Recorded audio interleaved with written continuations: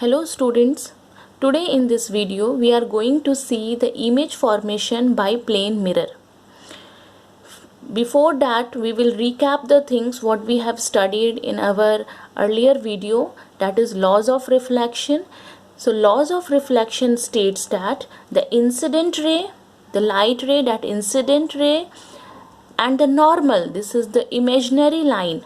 It's not, you will not found any line, normal line. It's an imaginary line that we draw to make a reflected line. So reflected ray.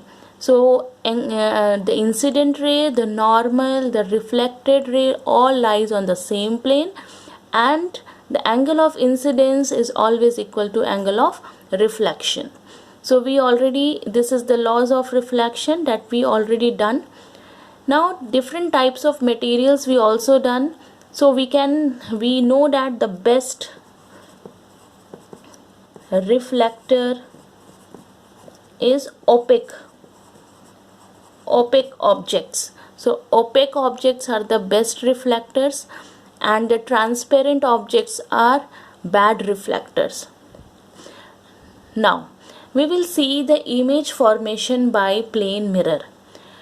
So before understanding the whole formation, we have to follow some points. So 2 or 3 points that we have to follow for making the image formation through the diagram, ray diagram. So first one, that it follows the laws of reflection. It follows the laws of reflection. And second, that always we have to take always two rays of light we always consider for the formation of image. It means for only one light ray is not sufficient to make any image. We have to consider two light rays for the formation of image. So let's see how the image formation takes place. First we will take the point object. So point object, it's a object, it's your object. When the object and this is your mirror and this is your reflecting surface. It's a reflecting surface. It means that when light comes, it is a good reflecting surface. So this is your object. When when there is a light incident from the object to the mirror, that is called incident ray. And here I already mark the line, that is your, because it's an imaginary line and it follows the laws of reflection and we have to show where the reflected ray goes. So we have to put the normal. So can we put here the normal 1 and 1. And second, that the second ray, this is your first ray we have taken, and this is your second ray. So we always take two rays for the formation of image. So first we have taken, and then this first ray when incident on the plane mirror, so it follows the rule of reflection, that it is angle of incidence is there, and I'm showing with this the different line, that it shows this is your reflected ray, means this is your first reflected ray. First reflected ray, and the angle of incidence must be equal to angle of reflection. Now we will take the second ray. So when second ray also fall incident on the mirror, then what happens? It also follows the law of reflection. Then and we have to make a normal N2 here. Then it also reflect. So this is your angle of incidence and it also reflect.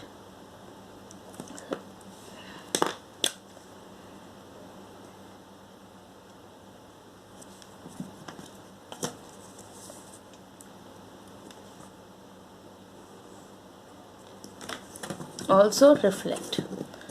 So here you have got this one, and one thing is more important here, that the light never perceive the V form of reflection.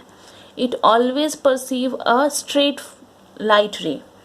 So what happens when we get back this?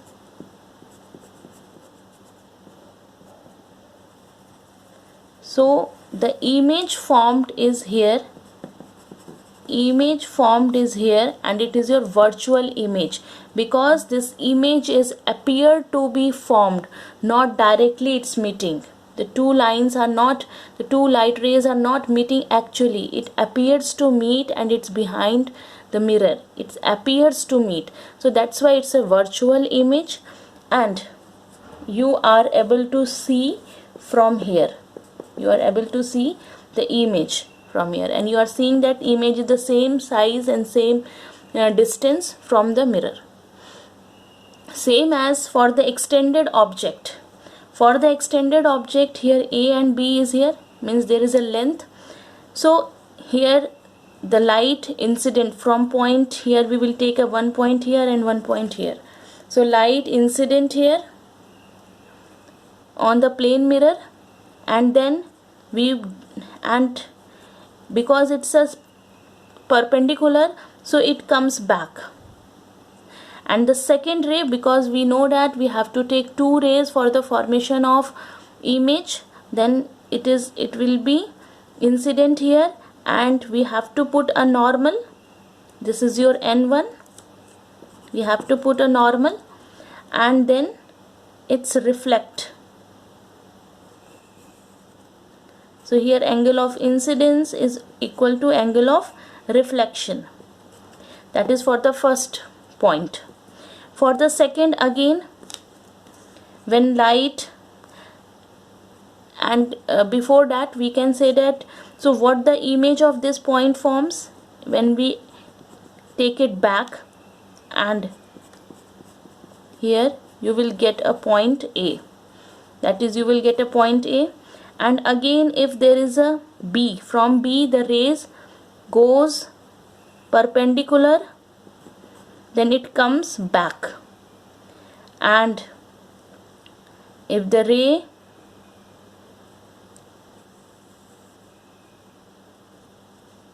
here, the second ray, then we will put a normal. Again we will put a normal here,